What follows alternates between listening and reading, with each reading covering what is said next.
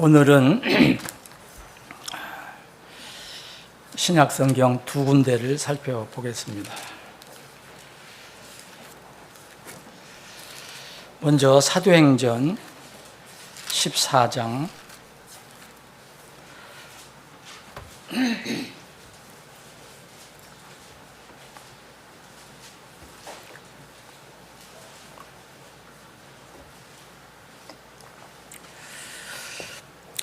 8절로부터 18절까지 봉독해 드리고 또 한 군데를 보겠습니다.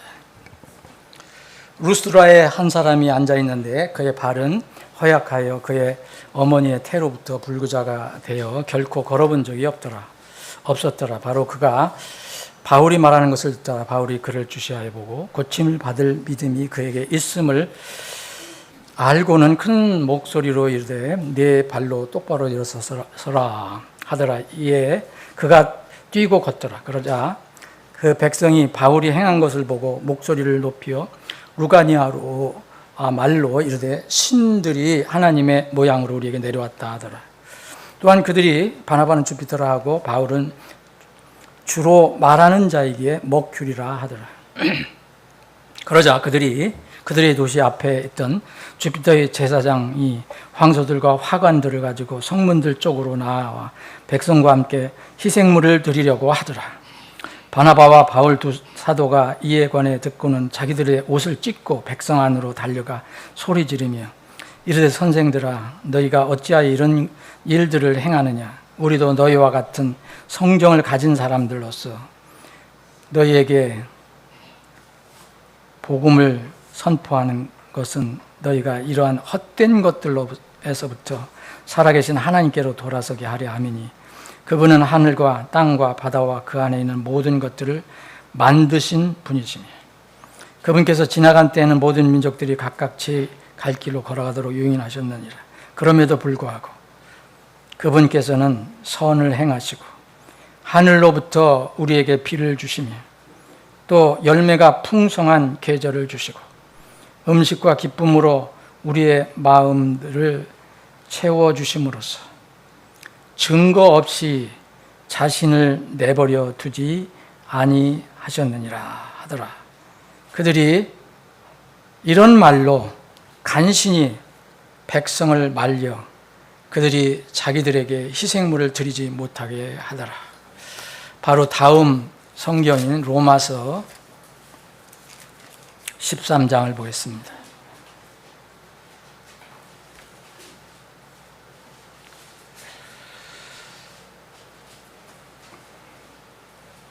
(11절부터) 읽겠습니다. 또 때를 알거니와 곧 지금이 잠에서 깨어야 할 바로 그때이니 이는 이제 우리의 구원이 우리가 믿었을 때보다 더 가까이 있기 때문이라.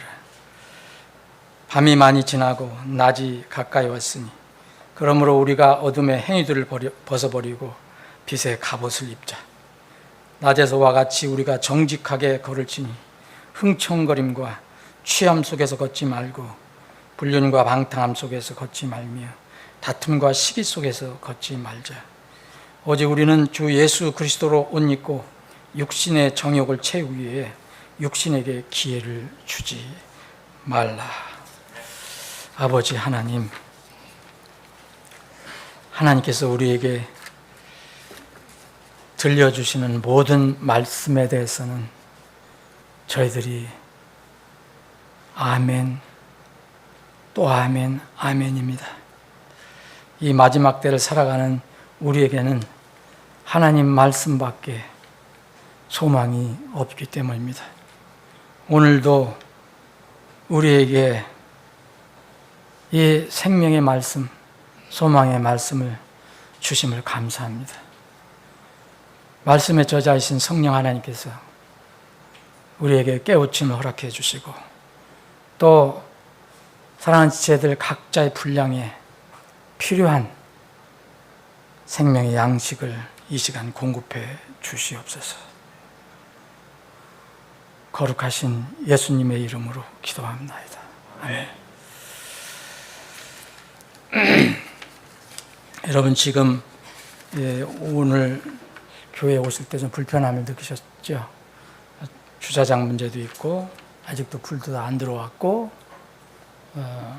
그래도 이런 상황에서 이렇게 함께 예배를 드릴 수 있게 이런 환경을 허락해 주신 하나님께 감사를 드립니다. 이 어려움은 아마 이번 주 이 건물에서 이번 주까지 피해 복구를 해야 될 것 같아요. 다음 주부터는 큰 문제 없이 이렇게 모일 수 있습니다.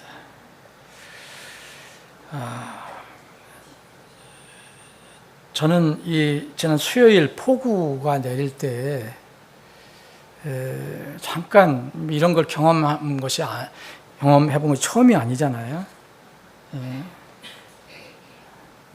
그런데 우리 사무실 바깥에 이렇게 비가 쏟아져서 내려다 보니까 이게 소위 말하는 장대비라구나, 이런 게 장대비라고 하는구나. 정말 그냥 무슨 굵은 이 줄 같은 것이 쭉쭉쭉쭉 내려오는 느낌이 들더라고요. 그래서 그냥 저는 사무실에 들어가 있었는데 얼마 안 있다가 문을 두드리고 빨리 차를 피하라고 막 그래갖고 그래서 이미 내려가 보니까 차가 우리 교회 차도 그렇고 제 차도 그렇고 거의 그 다이아를 다 찬 상태여서 다행히 그래도 빠져나올 수 있어요. 근데 이 비가 여기 뉴스를 들으셔서 아시겠지만 여기 집중적으로 김포, 일산 이쪽으로 많이 쏟아졌는가 봐요. 그래서 여기 김포에만 270mm 이상 갑자기 쏟아졌는데 그 몇 시간 사이에, 그래서 여기서 바로 앞에 있는 대보천에서 차가 빠져서 떠내려가서 또 사람이 죽었잖아요. 여기서도. 저도 옛날에 젊었을 때, 제가 서울 신길동에 살았을 때 집이 완전히 침수가 된 때가 있었어요. 그 기억이 나요, 지금도. 근데 그때 이후로 이렇게 비가 무섭구나, 이런 생각을 이번 때 해봤습니다. 감사한 것은 하나님께서 앞으로는 비로 다 심판하시지 않나 그랬어요.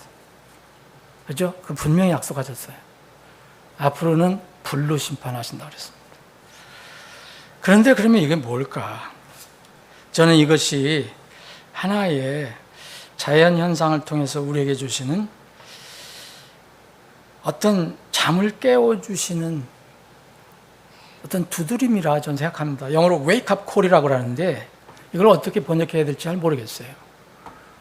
일어나라고, 깨어 일어나라고 소리 지르는 그런 것을 말하는데, 최근 전 세계적인 자연재해, 여러분 잘 아실 거예요. 요새는 여기 앞에다가 다 극단적이라는 말을 붙입니다. 극단적인 기후, 이렇게 얘기를 해요. 극단적인 기후. 전에처럼 그런 통상적인 어떤 평균적인 그런 경험으로는 이것은 이해할 수가 없는 상황이 됐습니다. 그러면 이 전 세계적인 자연재해, 이 극단적인 기후는 과연 영적으로 우리에게 무슨 의미를 주는 것일까?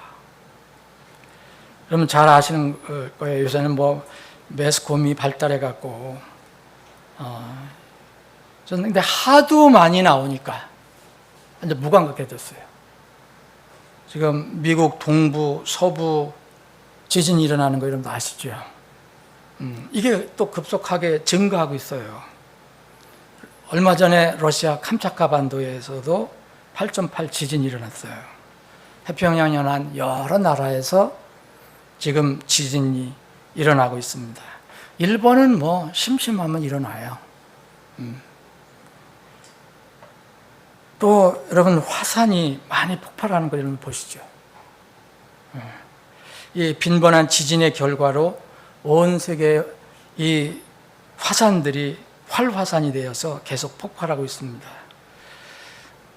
얼마 전에 지진 난 그 캄차카 반도에도 이제 그 화산이, 이거는 600년 만에 처음 터졌다고 합니다. 1400 몇 년도에 터졌다가 이번에 처음 터진 거예요. 뭐 인도네시아, 뭐 유럽 곳곳에 지금 화산이 폭발하고 있습니다. 또 요새는 우리가 이게 왜 이렇게 많이 일어나나 어떤 때로 이해하기가 좀 어려운데 이 산불이 전 세계적으로 일어나고 그래요. 전 세계적으로. 지금 그리스 아직 불이 다 안 꺼졌을 거예요, 여러분. 유럽, 그리스, 스페인, 포르투갈, 프랑스, 알바니아 이런 데서 계속 산불이 일어나고 있어요. 저기 아메리카에는 캐나다, 미국, 캘리포니아, 그랜드 캐니언도 불났고, 뭐 호주 산불 계속 일어나고 있고. 그런데 진화가 어려워요. 또 요새는 웬 폭우와 홍수가 그렇게 많은지. 일본 보십시오. 이 옆에 있는 나라 중국 보십시오. 끊이지 않고 있습니다. 그런데 이 재앙들이 예전에도 물론 일어났지만 너무 자주 일어나고 그 빈도수가 이제 높아지고 있고 강도가 세어지고 있다는 거예요. 그 피해가 점점 커지고 있습니다. 극단적인 기후라고 세상에서는 지금 이야기하고 있거든요.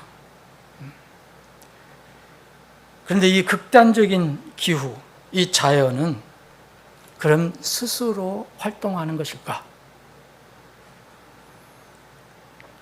이 자연도 기후도 하나님의 많은 피조물 중에 하나입니다. 그런데 성경을 보면은 이 모든 자연 피조물이 하나님의 도구로 사용하는 내용이 너무 많이 나옵니다. 창세기부터 요한계시록까지 다 나옵니다. 특히 요한계시록은 하나님께서 마지막 심판을 하실 때 이 자연물을 대대적으로 이용하셔요. 하나님께서 세상을 창조하실 때 모든 피조물은 완전히 좋았습니다.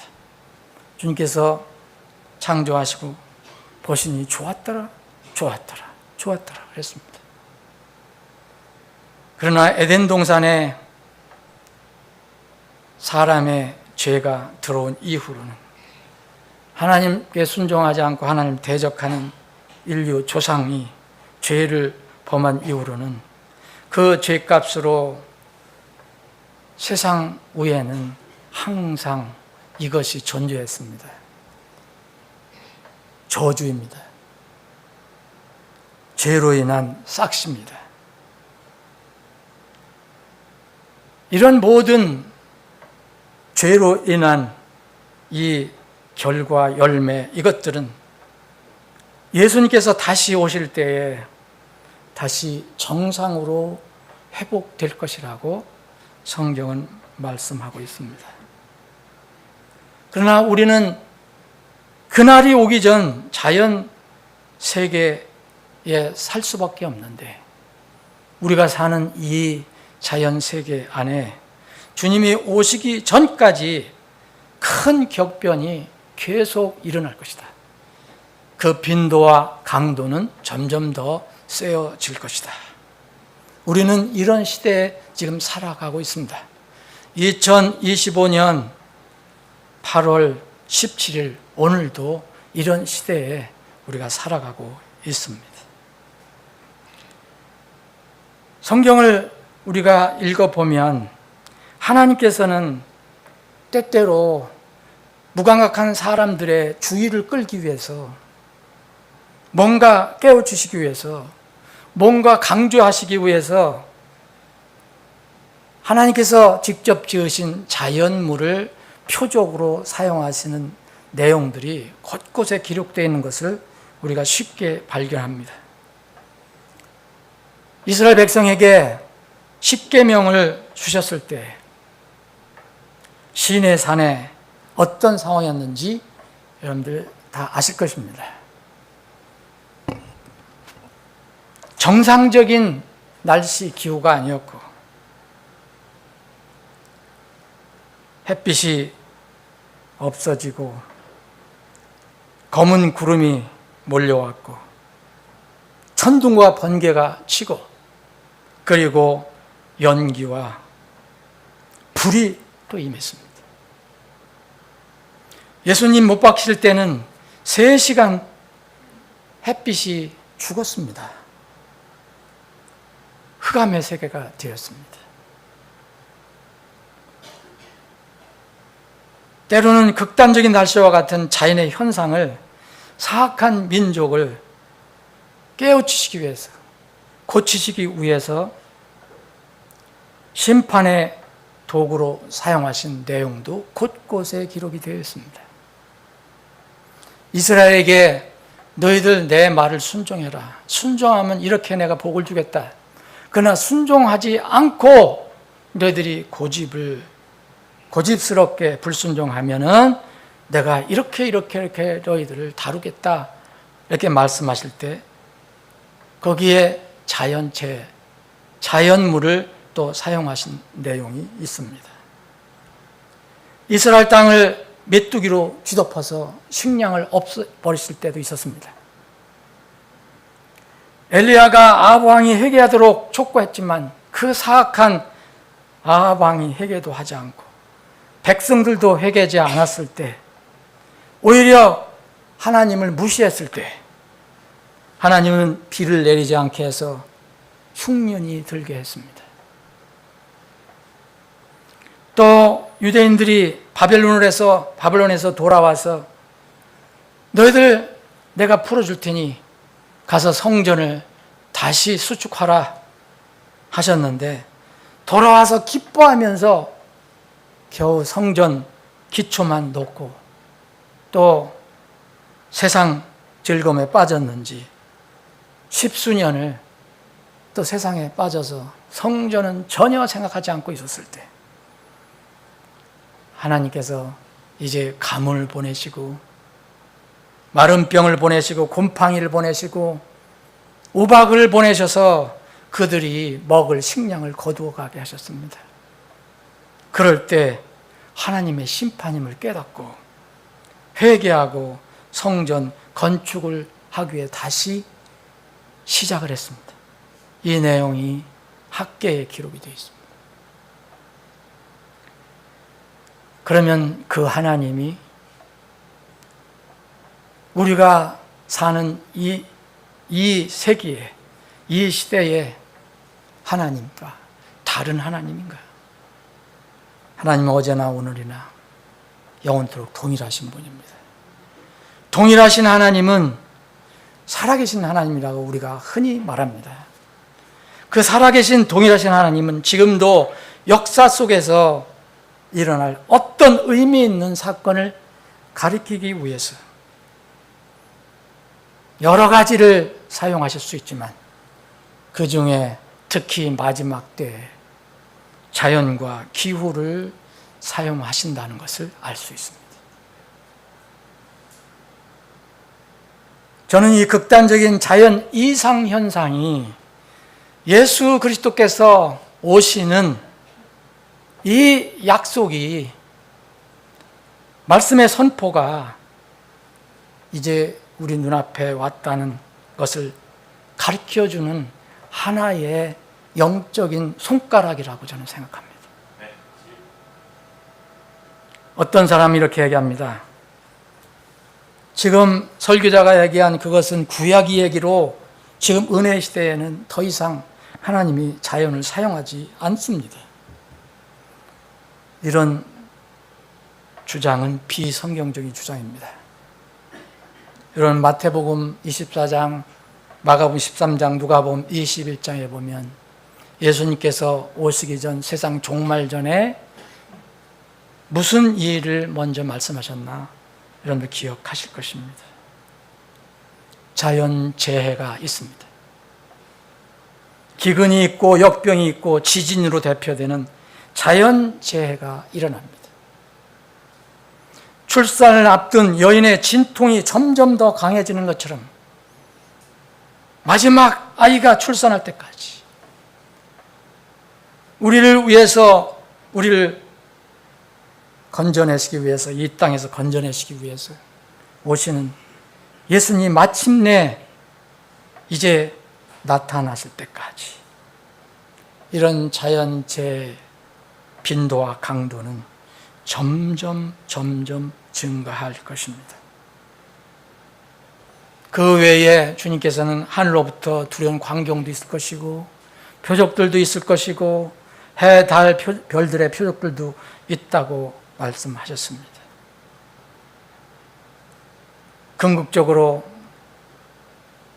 우리 앞에서 일어나는 모든 일들은 우리가 과학적으로 다 이해하지 못하더라도 궁극적으로는 하나님께서 이 모든 것을 만드셨고 또 지금도 역사하시는 살아계신 하나님이시라고 믿는다면 우리 앞에서 일어나는 모든 일들은 하나님의 자녀들에게 통찰력을, 세상이 어떻게 돌아가는가 통찰력을 주시고 역사에 대한 통찰력을 주시고 또 곧 우리에게 임할 소망, 그 영광의 소망을 다시 기억하게 해주시는 그런, 오히려 우리에게는 복이 되는 일이라고 생각합니다.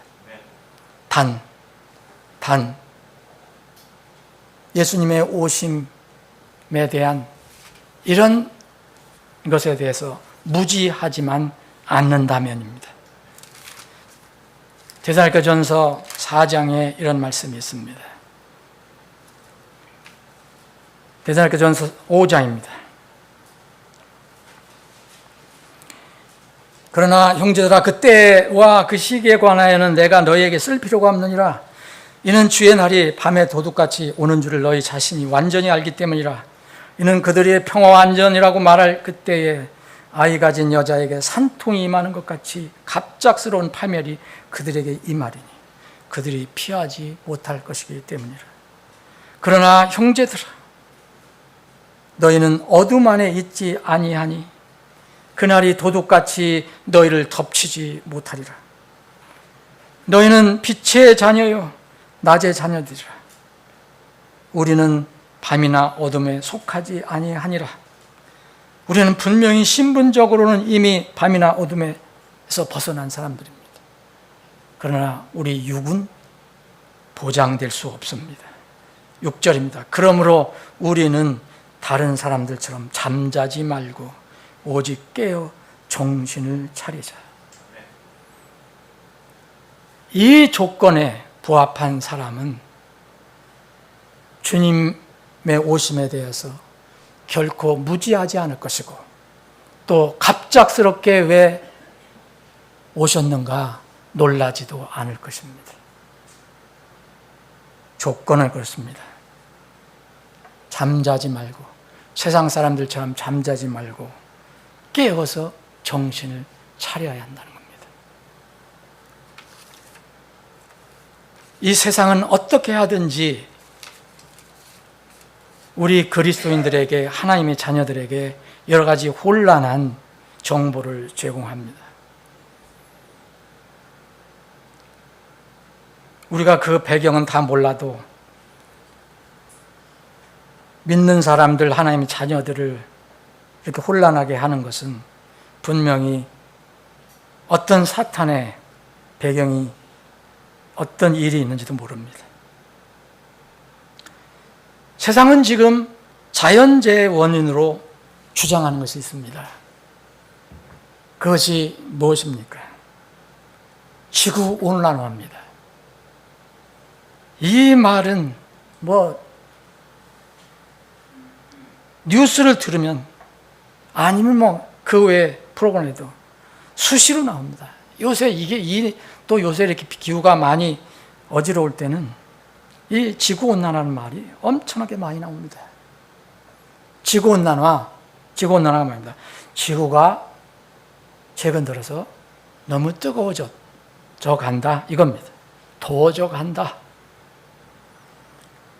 이로는 석유, 석탄, 화석 연료를 사람들이 무자비하게 사용함으로써 온실가스가 증대하고, 그래서 온실가스가 이제 올라가서 대기에 열을 가두어서 지구 온도를 상승시킨다는 이론입니다. 곧 이 이론은 사람이 온실 효과를 일으켜서 지구의 온도 조절 정치를 망가뜨렸다는 주장입니다. 그러면 이 지구에 지금 이렇게 일어난 모든 자연재해는 사람이 책임이다라는 겁니다. 여러분, 이것을 잘 생각해 봐야 합니다. 저는 과학자가 아닙니다. 그래서 과학적으로 증명을 해라 그러면 저는 해드릴 수가 없습니다. 근데 이 주장에 대해서 이 과학자들도, 상당수의 과학자들이 이 요새 얘기하는 이것은 기후 사기다라고 말하는 과학자들도 상당히 많습니다. 지구 온난화는 사람들이 만들어낸 거짓말이다. 이건 환상이다. 어떤 사람은 이렇게 얘기합니다. 정부의 탐욕스러운, 어떤 딥스테이트의 탐욕스러운 그런 과학자들이 밀어붙이고 있는 거짓말과 사기다. 이것으로 공포를 조장하고 있다. 근데 이들이 주로 주장하는 것을 보면 이렇습니다. 산업화 시대 이후 약 100여 년이 지난 이후 지구의 평균 온도가 1.5도 오르면 지구는 대멸종이 시작되는데 이제 따져보니까 5년밖에 남지 않았다. 여러분, 이런 뉴스 들어보신 적 있어요? 저도 들었습니다. 다큐멘터리 한번 보십시오. 기후 아마겟돈이 온다. 아마겟돈은 성경 용어인데 그 사람들이 성경을 아는지 모르는지 모르지만 기후 아마겟돈이라고 있다고 계속 이야기합니다. 그런데 많은 이 학자들이 정말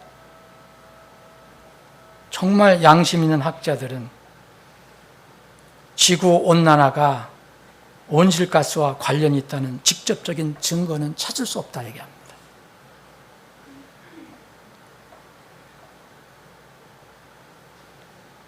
가격을 부풀리기 위한, 에너지 가격을 부풀리기 위한 어떤 정책일 수도 있다 이렇게 주장하는 사람들이 있습니다.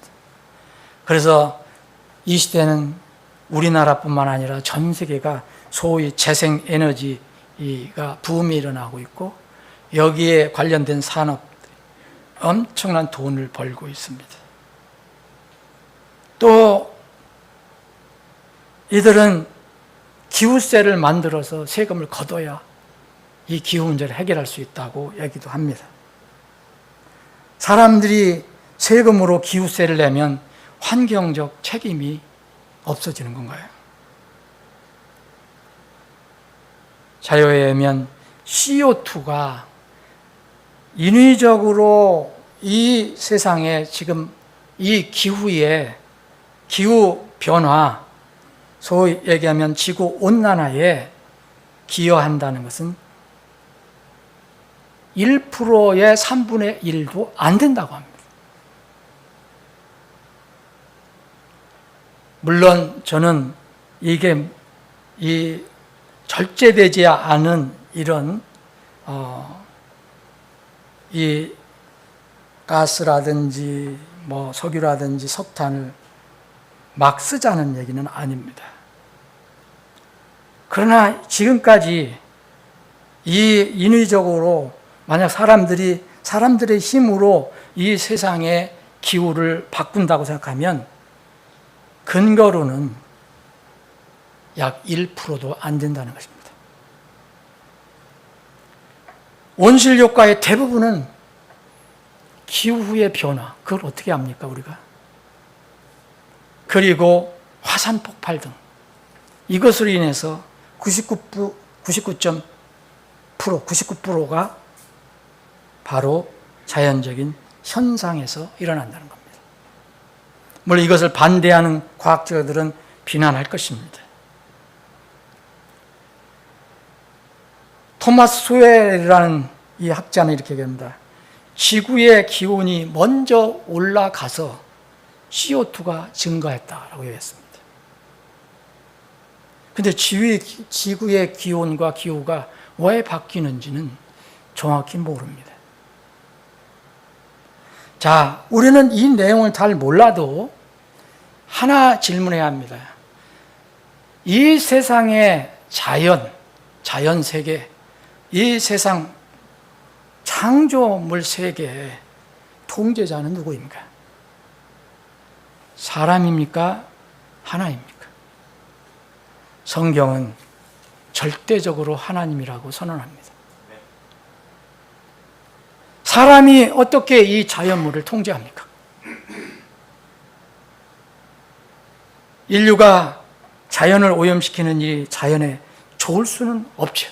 우리가 환경 개선 운동도 해야 되고, 오염을 시키는 일을 금해하고, 환경 운동도 부지런히 해야 되지만, 그렇다고 자연재해의 원인이 이 환경이 오염이 돼서 지구온난화가 돼서 그 원인이 된 것이라고는 말할 수 없다는 것입니다. 만일 인류의 탄소 배출 등으로 지구가 온난화된다면, 만약 그렇다면 하나님께서는, 자연을 통제하신 하나님께서 얼마든지 사람을 위해서 그것을 해결하실 수 있습니다. 엘리야의 기도를, 우리와 똑같은 성정을 가지고 있는 엘리야가 기도했을 때 비를 멎게 하시고, 다시 기도했을 때 비를 내리게 하신 하나님, 왜 그렇게 못하십니까? 여러분, 여기에 깊이 생각할 것이 있습니다. 세상 지식은 그리스도인을 하나님과 떨어뜨리려고 애를 씁니다. 하나님께서는 그런 분이 아니십니다. 자연재해가 인류의 삶을 위험하게 하는 것은 사람이 환경을 악화시켜서 그런 것이 아니고, 하나님을 대적하는 사람의 반역과 죄로 인해서 이미 세상에 내려진 그 죄값, 그 저주 때문에 나타나는 현상입니다. 분명히 우리가 기억해야 할 것은, 하나님께서는 여전히 이런 기후를 통해서, 이런 자연 현상을 통해서 우리 사람들을 괴롭히기 위해서 그렇게 자연재해를 허락하시는 것이 아니라는 것입니다. 뭔가 깨우치라는 것입니다. 깨달으라는 것입니다. 회개하도록, 사람들이 회개해서 하나님을 알도록, 하나님께 회개해 나아가도록 하나님께서는 이런 모든 것들을 사용하신다는 것입니다. 베드로후서 3장 9절에 주께서 자신의 약속에 대하여 어떤 사람들이 더디다고 여기는 것 같이 더디지 아니하시고, 오직 우리를 향하여 오래 참으사 아무도 멸망하지 않고 모두 회개에 이르기를 원하시느니라. 이게 하나님의 마음입니다. 하나님은 그분의 공의 심판을 집행하시기 전에 그냥 갑자기 그 심판을 집행하시지 않습니다. 예수님 갑자기 세상 사람들에게는 갑자기 오지만 이것을 미리 알려주셨습니다. 그래서 우리가 예수님을 갑자기 맞이하게 된다면 그것은 우리가 주님의 말씀에 순종하지 않았기 때문에 그럴 겁니다. 주님은 분명히 도둑같이 오신다고 했습니다. 그런데 도둑같이 오신다는 말씀을 미리 수차례 경고를 하셨습니다. 우리는 잘 알고 있습니다. 그런데도 또 세상에 가서는 그걸 잊어버리고 삽니다. 하나님은 공의 심판하시기 전에 반드시 경고하셨습니다. 그리고 선포하셨습니다. 지난 수천 년 동안 하나님은 사람의 주의를 끌고 또 사람들을 깨닫게 하기 위해서 재앙적인 기후를 사용해 오셨습니다. 하나님께서 자연과 기후를 통제하시는 분이시기 때문에 그렇습니다. 우리가 몇 주 전에 요나를 살펴봤습니다. 요나 불순종했습니다. 하나님께서 요나를 집어서 니느웨에 던져버릴 수도 있습니다. 그렇게 하시지 않으셨습니다. 요나가 잘 아는, 아무것도 성격도 없고 아무 생명도 없다고 믿는, 요나가 그렇게 믿는 바람을 이용하셨습니다. 바다를 사용하셨습니다. 폭풍우를 사용하셨습니다. 요나를 깨우치기 위해서 큰 물고기를 사용하셨습니다. 그리고 다른 사람들에 대한 사랑하는 마음, 긍휼히 여기는 마음이 없는 요나를 깨우치시기 위해서 아무 것도 아닌 박넝쿨을 사용하셨습니다. 동쪽에서 불어오는 동풍을 사용하셨습니다. 예수님께서 지상에 계셨을 때도 제자들 가르쳐 주셨습니다. 제자들은 주님과 함께 갈릴리 바다를 갈 때 캄캄하고 어두고 폭풍이 임했을 때 두려워했습니다. 근데 바로 자기들 옆에 있는 그 자연을 제어하는, 통제하시는 바로 하나님이신 예수님은 잊고 있었습니다. 그거를 보여주셨습니다. 바람들과 바다를 꾸짖으시니 그것들이 매우 고요해지더라. 그래서 주님께서 그들에게 얘기합니다. 너희 왜 믿음이 없냐?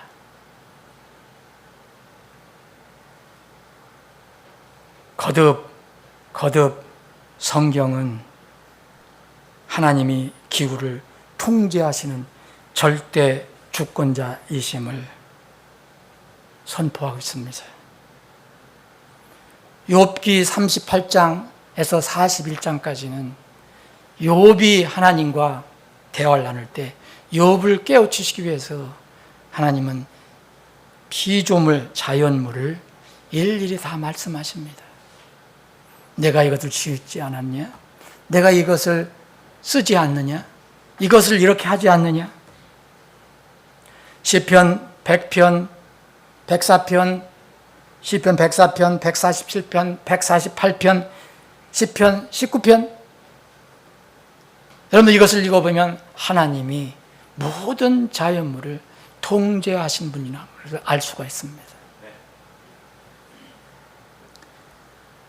오늘날 전 세계가 겪는 자연재해 절정은 환란 시대에 일어날 것입니다. 이것이 절정이 아닙니다. 이렇게 얘기하면은 또 저 설교자 너무 비관적인 설교를 한다고 얘기할 수도 있습니다. 근데 성경은 마지막 때는 상당히 비관적입니다. 사회적으로, 정치적으로, 기술적으로, 경제적으로 여러 재해가 일어날 것입니다. 앞으로 하나님의 나팔 소리가 나고 휴거가 일어나기 전까지는 그 빈도와 강도가 점점 증가할 것입니다. 저는 쏟아지는 빛 속에서 그렇게 하나님과 기도하는 시간을 가졌습니다. 이것이 무슨 의미입니까?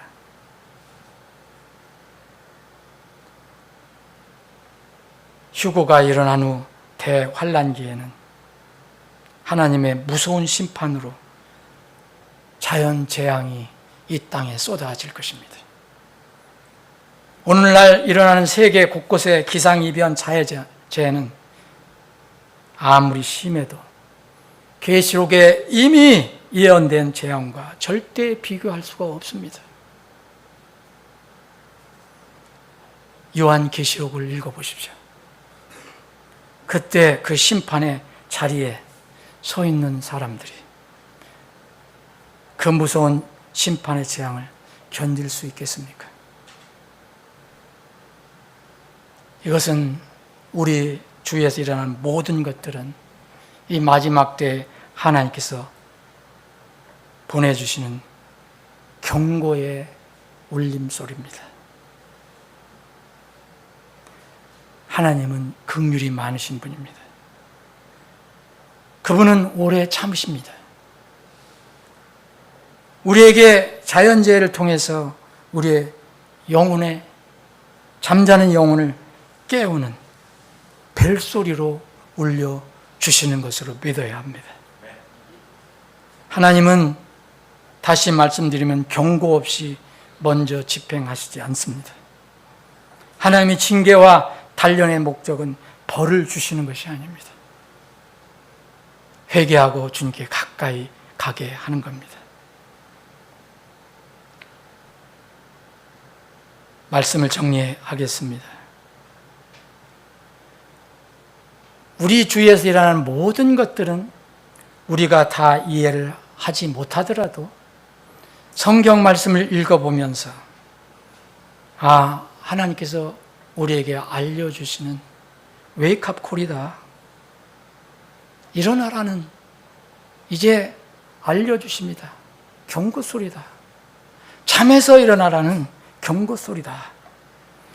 이런 경고 소리라고 믿으신다면 사람은 누구나 합당한 반응을 해야 합니다. 그분은 분명히 자연을 통제하시는 분입니다.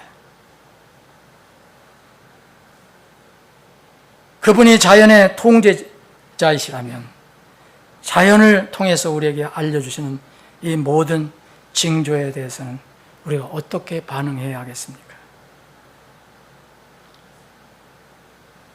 회개가 필요합니다. 불신자는 일생일 때 한 번의 회개가 필요합니다. 곧 제사함을 받고 죄 문제를 해결하고 하나님의 자녀가 되는 진정한 일생일 때 한 번의 돌아섬이 필요합니다. 여러분 중에 이 말씀을 듣는 분들 중에 아직 이 영적인 일생일 때 한 번 하나님께 돌아가는 회개를 아직 안 하신 분들이 있다면 지금이 바로 회개할 때입니다. 우리가 구원받은 하나님의 자녀라면 이제 회개할 때입니다. 각자의 불순종과 이기심에서 돌아서야 합니다. 우리의 교만을 회개해야 합니다. 진정으로 회개하고 하나님께 전적으로 우리의 모든 것을 내려놓아야 합니다. 이미 우리는 예수님께서 그분의 고귀한 피값으로 사셨습니다. 우리는 우리 것이 하나도 없습니다. 우리는 우리 자신이 주인이 아닙니다. 주인은 우리를 그분의 피로 사신 바로 주님입니다. 우리는 종이요 청직입니다. 우리 것이 하나도 없습니다. 이런 믿음으로 하나님께 나아가야 합니다. 둘째 회개할 게 있습니다. 우리는 어쨌든 사회의 일원입니다. 국가의 일원입니다. 사회의 일원으로서는 시민이고 국가의 일원으로서는 한 국민입니다. 교회의 일원으로서는 우리는 한 지체입니다. 이 시대는 하나님을 점점 강하게 대적하는 사회가 되고 있습니다. 그 말씀을 오후에 또 드리겠습니다. 점점 하나님을 대적하는 나라들이 되어가고 있습니다. 불행하게도 교회라고 이름을 단 교회들도 상당수 하나님을 대적하는 자리에 서고 있습니다. 회개할 때입니다. 이 나라, 이 민족이 더 이상 더 무서운 배도의 길로 가지 않도록 눈물로 기도하고 하나님의 긍휼을 구해야 합니다. 우리 교회뿐 아니라 다른 교회들도 정말 하나님을 두려워하고 하나님을 섬기는, 진정으로 섬기는 교회들이 되어야 합니다. 어느 교회의 지도자는 모 정치인을 예수님과 같다고 이야기했습니다. 이런 정도라면 얼마나 교회가 무섭게 부패가는가 알 수 있을 것입니다. 주님의 재림이 멀지 않습니다.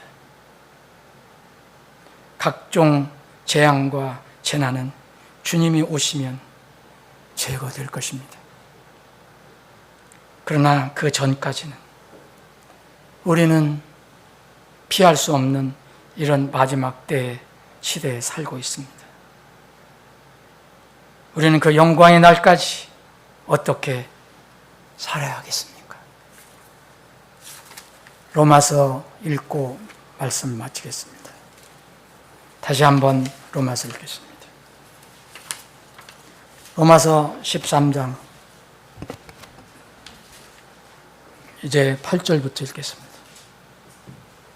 서로 사랑하는 것 외에는 아무에게든지 어떤 빚도 지지 말지니 이는 남을 사랑하는 자는 율법을 성취하였기 때문이라. 이는 이 명령 곧 너는 간음하지 말라, 너는 살인하지 말라, 너는 도둑질하지 말라, 너는 거짓 증언하지 말라, 너는 탐내지 말라 한 것과 또 만일 어떤 다른 명령이 있을지라도 그것은 너는 내 이웃을 내 자신과 같이 사랑하라 하신 이 말씀 안에 요약되어 들어있기 때문이라. 사랑은 자기 이웃에게 악을 행하지 아니하느니 그러므로 사랑은 율법의 완성이니라. 또 때를 알거니와 곧 지금이 잠에서 깨어야 할 바로 그때이니 이는 이제 우리의 구원이 우리가 믿었을 때보다 더 가까이 있기 때문이라. 여러분, 여기에서 말하는 구원은 우리 영혼의 구원이 아니라 우리 몸의 구원임을 여러분들 잘 아실 겁니다. 우리 몸이 완전히 죽지 않고 썩지 않고 늙지 않고 변하지 않을 몸으로 변화되는 구원, 그것은 아직도 미래형입니다. 이제 우리의 그 구원이 우리가 믿었을 때보다 더 가까이 있기 때문이다. 밤이 많이 지나고 낮이 가까이 왔으니 그러므로 우리가 어둠의 행위들을 벗어버리고 빛의 갑옷을 입자. 낮에서와 같이 우리가 정직하게 걸을지니 흥청거림, 취함, 이 취함은 꼭 알코올 취함만이 아닙니다. 세상에 있는 모든 것들이 우리를 취하게 합니다. 취함 속에서 걷지 말고 불륜은 성적인 불륜만 얘기하는 것이 아닙니다. 믿음의 간음도 포함됩니다. 방탕함 속에서 걷지 말며 다툼과 시기 속에서 걷지 말자. 오직 너희는 주 예수 그리스도로 옷 입고 육신의 정욕을 채우기 위해 육신에게 기회를 주지 말라. 아멘. 아버지 하나님, 우리가 살아가고 있는 이 시대에는 하루하루가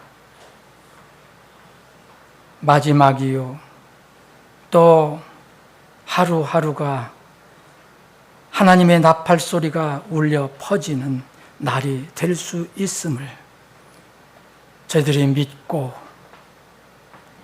주님의 말씀을 따라 살기를 원합니다. 우리는 입으로 늘 주님의 오심이 가까이 있다라고 이야기하지만, 입으로는 이야기하지만 우리 몸으로는 그렇게 살고 있는지 저희들 돌아보게 해주시기를 원합니다. 우리에게 분명히 영광의 소망의 날이 분명히 있는 것을 저희들이 아는데, 아직 그 영광의 날은 미래형인데,